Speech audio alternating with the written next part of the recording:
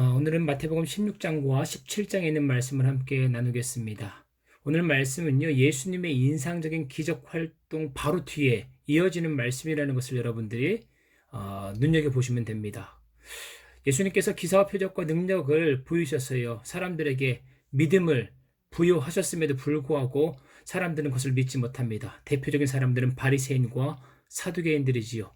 그들은 영적 상태가 얼마나 심각했던지 예수님의 그런 기사와 표적과 능력 앞에서도요, 그들의 마음은 굳건하게 닫혀 있는 것을 볼 수 있습니다. 1절 보시면요, 표징을 구하는 그들의 불신의 모습이 담겨져 있습니다. 신학적으로 서로 맞지 않았던 두 부류의 사람들입니다. 바리새파와 사두개파. 바리새파는요, 무언가를 자꾸 더하려고 했습니다. 율법 조항에 더 강하고 세밀한 그런 율법들을 더해서 사람들의 삶을 올가매려고 했던 것이지요. 그에 반해서 사두개파들은요, 무언가 더 자꾸 빼려고 했습니다. 영적인 것도 믿지 않고 부활도 믿지 않고. 그렇기 때문에 바리새파와 사두개파는요, 서로 대적했던 그런 존재들인 것입니다. 근데 그런 존재들이 예수님을 공격하기 위해서 한패가 되었다는 것이 참 눈여겨볼 수 있는 것입니다. 사단 마귀가 사람들을 그와 같이 동요해가지고 예수님을 방해하고 있는 모습을 보이고 있는 것이지요. 3절에 보면요, 시대의 징조 이렇게 얘기했죠. 여기서 말하는 시대의 징조라는 것은요, 문맥적으로 보면요, 예수님께서요 안진뱅이를 일으키시고요, 말 못하는 사람들을 말하게 하시고요, 보지 못했던 사람들을 보게 하시는 그 예수님의 그 표적, 그 예수님의 그 징조가 메시아 사역임을 너희들이 알아보지 못하느냐. 구약의 이사야의 말씀에 그와 같이 기록되어 있지 않느냐. 그와 같은 일들을 행하는 자들이 그와 같은 일을 행하는 자가 메시아라는 것을 너희가 알지 못하느냐. 시대의 징조를 너희가 알지 못하느냐. 여기서 말하는 시대의 징조는요, 메시아의 사역을 말씀하고 있는 것입니다.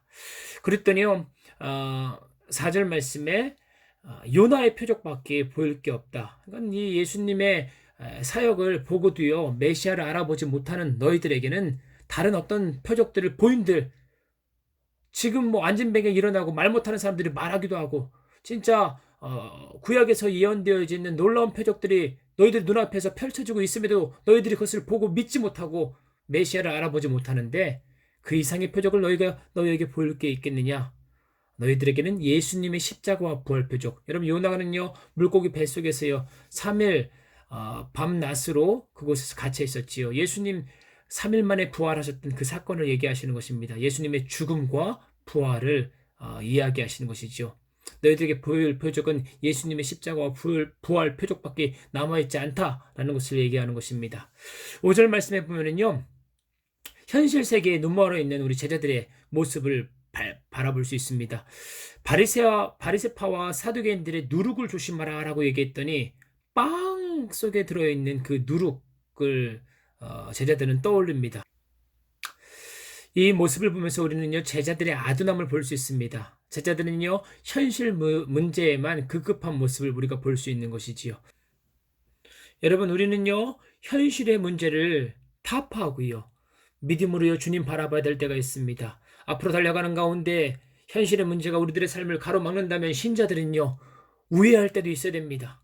그 우회들도요, 그 우회 통로가 막히게 되어지면은요, 그 문제를 뛰어넘어야 될 때도 있습니다. 뛰어넘는데 그 위가 또 막혀 있다면요, 우리는요, 그 문제 밑으로 기어 들어가서라도요, 하나님의 일들을 이루어야 할 때가 있습니다. 나의 의는 믿음으로 말미암아 살리라 함과 같으니라. 또한 그가 뒤로 물러나면 내 마음이 그를 기뻐하지 않는다. 하나님께서 자기를 사랑하는 자들을 위하여 예비하신 것은 눈으로 보지 못한다, 귀로 듣지 못한다.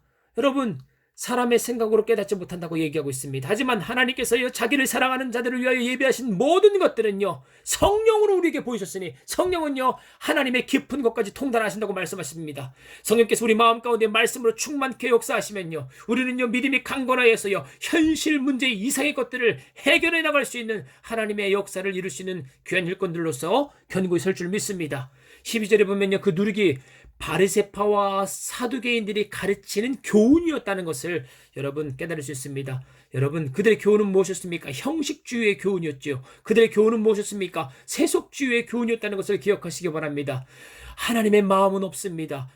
표면적으로요, 율법을 행하지만요, 거기에는 자기 의가 있었습니다. 이것을 행함으로 말미암아 자기가 드러나고 자기가 인정받고 하나님을 뒤로 제껴놓고요, 자기가 하나님 그 자리, 왕자의 자리에 앉고자 하는 바리새파의 그 누룩, 여러분 그 교훈들을 조심하시기 바랍니다. 우리도요, 교회 내에서요, 다양한 일들을 경험하면서요, 다양한 일들을 처리해 나갈 때 우리가 그 자리에, 하나님의 영광의 자리에 앉으려고 하는 우리 안에 자기 중심적 욕망과 욕심이 얼마나 많습니까? 우리는 그것을 경계해야 되는 것입니다.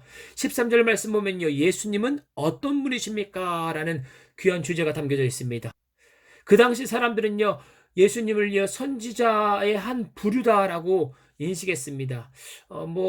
나름대로요, 긍정적인 평가 내지는 인식이 있을 수 있습니다. 하지만 메시아에 대한 이해까지는 도달하지 못했던 것이에요. 그래서 여기 보면은요, 요한이나 엘리야나 아니면 예레미야로 예수님을 생각했습니다.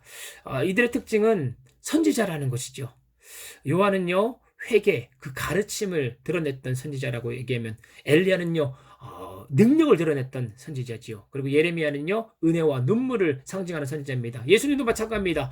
회개하라, 천국이 가까웠다. 그리고요, 산상수훈을 통하여 가지고요, 천국 시민들이 살아가야 될 하나님의 나라의 그 삶의 형태들을 잘 가르치셨습니다. 그리고 예수님이 가는 곳곳마다 기사와 표적과 능력, 엘리야의 능력을 보여줬습니다. 또 예수님은 사람들을 바라보면서요, 불쌍히 여기셨습니다. 눈물의 선지자가 떠올릴 수 있는 것이지요. 하지만요, 예수님은요, 선지자 이상의 하나님의 아들이심을 우리가 알 수 있어야 되는 것입니다. 그것이 메시아에 이르는 올바른 인식이지요.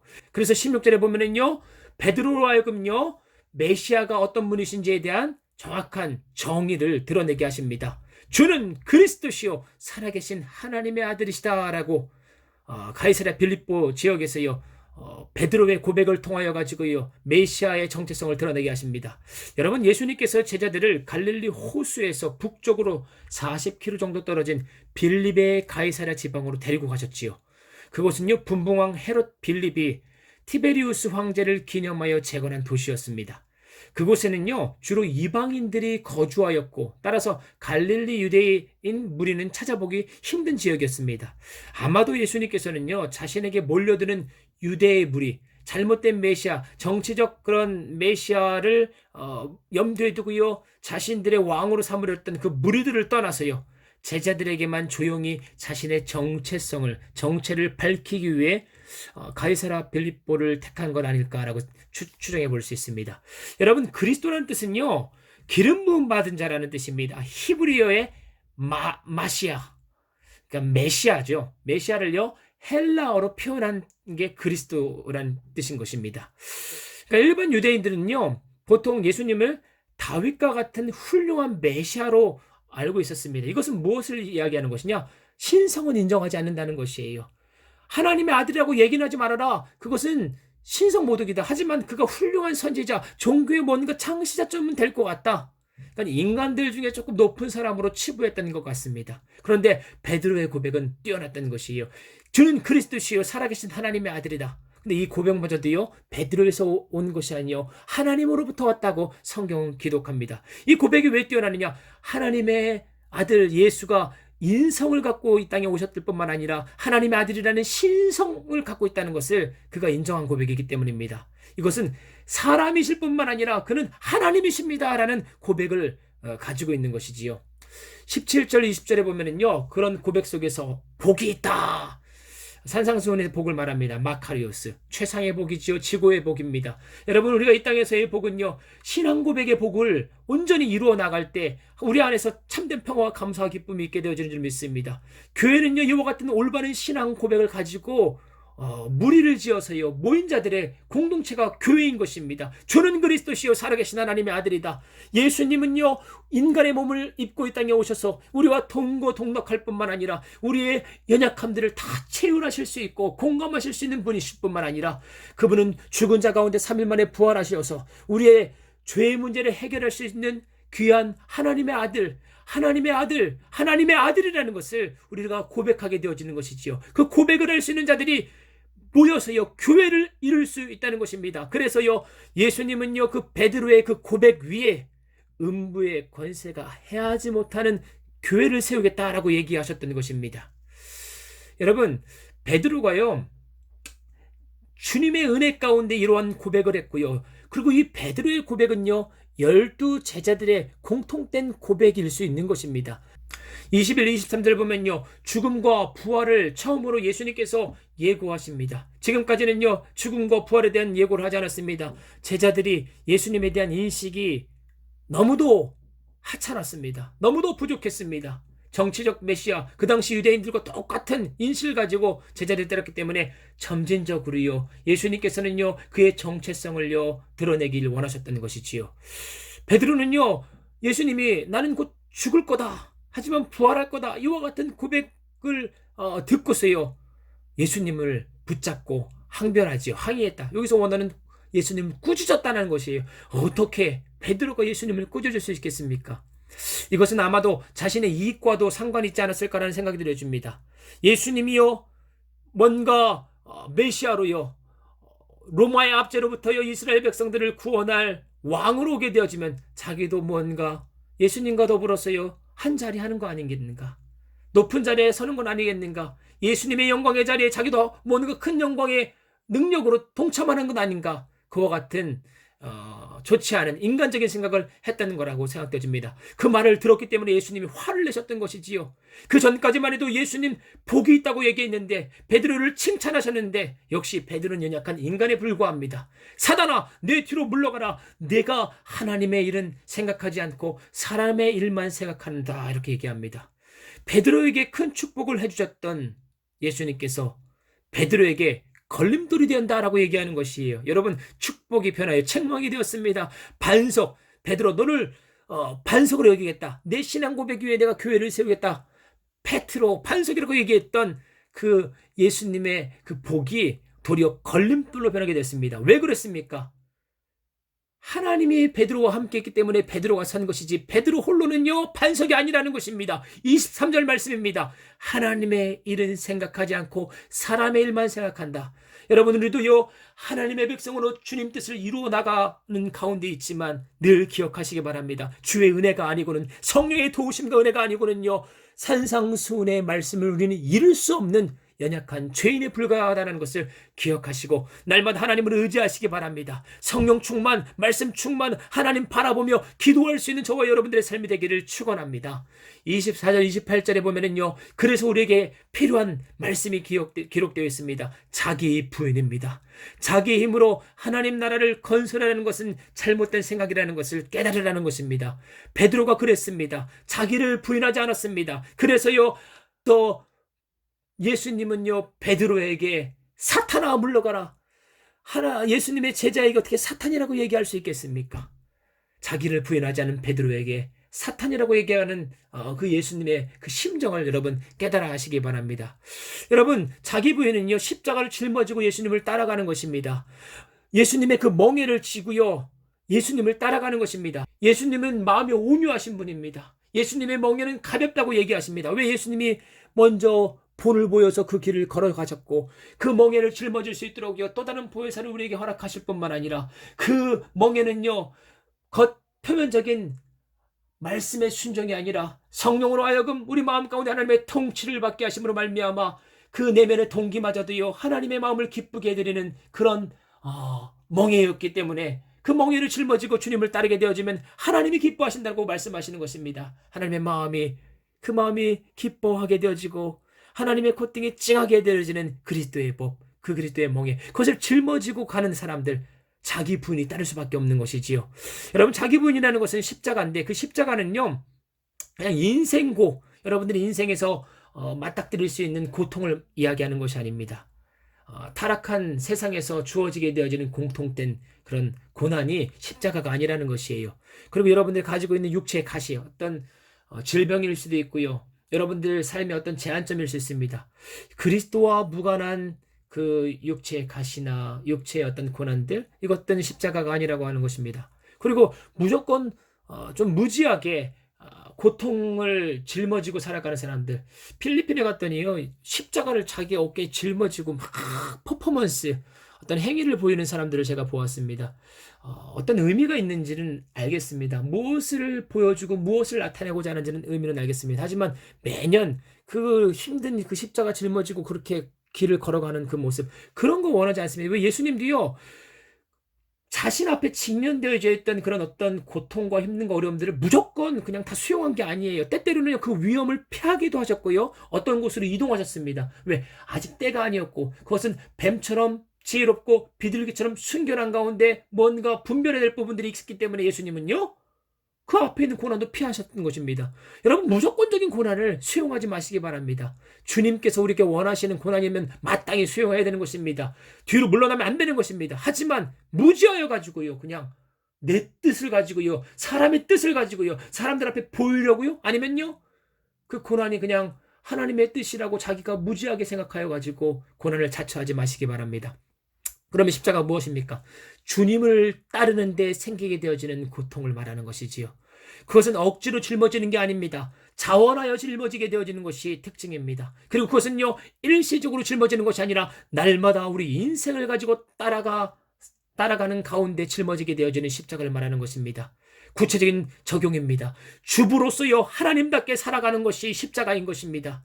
여러분, 교회 안에서 헌신봉사하는 것 좋습니다. 하지만 주부로서요, 여러분들이 해야 할 역할들을 해야 되는 것입니다. 자녀들을 주님의 마음으로 잘 양육해야 되는 것입니다. 주님의 법으로 양육해야 되는 것입니다. 남편을 잘 내줘야 되는 것입니다. 가정의 중심으로서요, 자녀들과 남편이 평화와 감사와 기쁨으로 하나님의 일들을 위하여 살아갈 수 있도록 희생할 수 있는 일들, 여러분, 그것이 주부로서요, 하나님답게 자기를 죽이면서 살아가는 거 아니겠습니까? 남편도 마찬가지입니다. 가정의 머리로서요, 책임감을 지고요, 힘들고 지치고 어려운 일에서 포기하지 않고 그 일들을 사수해내는 것입니다. 그 중심을 지켜내는 것입니다. 하나님 백성답게 모범이 되는 남편으로 살기 위해서 몸부림치는 것, 여러분, 십자가인 것입니다.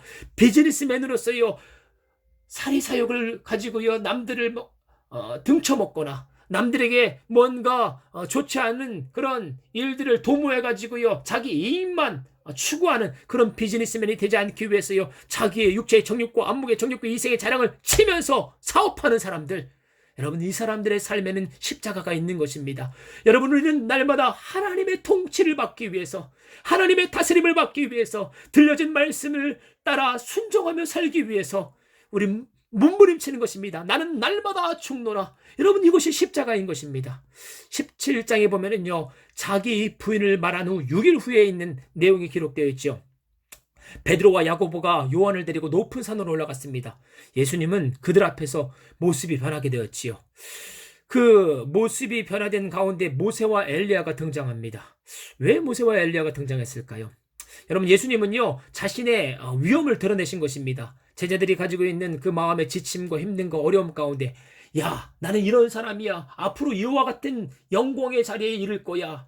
여러분, 제자들의 삶에 그와 같은 위엄을 보이신 예수님, 그리고 그 위엄을 보고 앞으로의 인생 속에서 예수님만 따라가겠다고 결단하고 있는 제자들, 그와 같은 모습을 여러분 상상해 보시기 바랍니다. 모세와 엘리야는요, 메시아의 시대에 돌아올 것을 기대되었던 인물들이었습니다. 신명기 18장 15, 18절, 말라기 4장 5절에서 6절, 계시록 11장 3절, 13절 말씀을 여러분 참조하시기 바랍니다. 이 두 종은요, 고난의 종이었습니다. 이 고난의 종은요, 예수님의 어떤 고난을 또한 예표할 수 있는 것이지요. 거기서 이렇게 말합니다. 너희는 그의 말을 들어라! 라고 얘기합니다. 여러분, 모세를 세웠을 때도요, 이스라엘 백성들에게 모세의 말을 들어라! 라고 얘기하는 거 기억나십니까? 그러니까 모세가 예수님을 예표한다는 것이지요. 본질적인 하나님의 영광을 드러내신 예수님, 그리고 그 영광 앞에서요, 이제는 예수님의 말씀을 듣고요, 그의 인생에 십자가를 짊어지고 주님 따라가기를 원하시는 하나님의 마음이 기록되어 있는 말씀인 것이지요. 여러분, 오늘 다양한 교훈점들이 여러분들에게 주어졌을 것입니다. 여러분, 무엇보다도 십자가를 짊어지시고 주님을 따르시기 바랍니다. 십자가를 짊어지고 따르는 사람만이 예수님의 자녀인 것입니다. 무리에 속하지 마시기 바랍니다. 무리는요, 예수님의 기사와 표적을 구경꾼으로서 바라보는 사람들이지만, 여러분 제자들은요, 그 십자가를 짊어지고 예수님을 따르는 사람인 것입니다. 물론 우리는 쓰러질 때도 있습니다. 넘어질 때도 있습니다. 성경은 우리에게 말합니다. 사람의 일로는 그 일들이 감당하지 못한다. 하나님의 신으로, 하나님의 능력으로, 하나님의 성령으로만 우리가 하나님의 법, 특별히 산상수훈에서 말하는 천국 시민의 삶을 살아낼 수 있는 것입니다. 어떨 때만 하나님의 통치가 우리 안에 임할 때만, 어떨 때만 하나님의 나라가 우리 마음에 임할 때만 우리는 하나님의 뜻을 추구하고 이루어나가는 삶을 살 수 있는 줄 믿으시기 바랍니다. 여러분 오늘 하루도 주의 나라가 여러분들의 삶을 통하여 확장되기를 소원합니다. 내일 뵙겠습니다.